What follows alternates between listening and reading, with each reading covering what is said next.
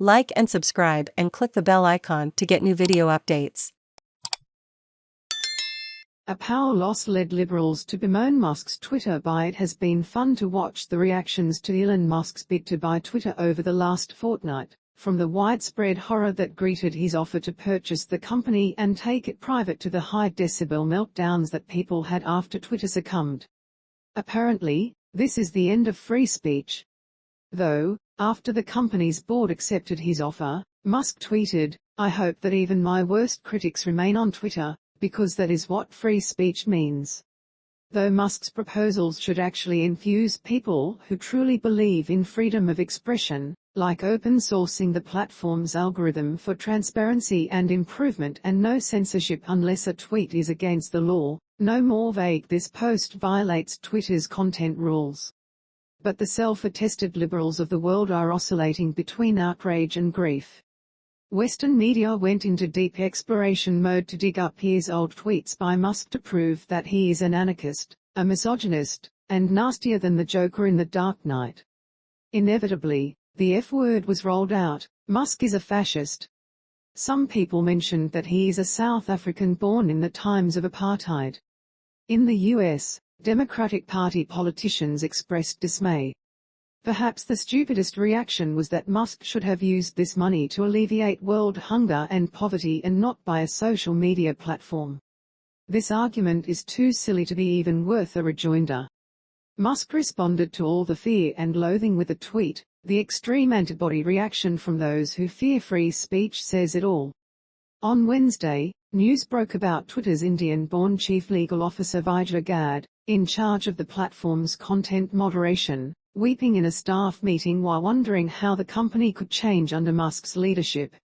Among the many controversial decisions attributed to her was one to suspend the Twitter account of the New York Post, one of America's most read newspapers, during the 2020 U.S. presidential campaign. The paper had carried a story about the big money deals that Hunter Biden, son of then-presidential candidate Joe Biden, had struck with shady Chinese and Ukrainian companies. Gadde suppressed information that would certainly have hurt Biden's chances. This was an attempt to manipulate U.S. election results, exactly what Russia's Vladimir Putin was accused of doing in 2016. The news was correct, and Hunter Biden is now being formally investigated by U.S. federal authorities.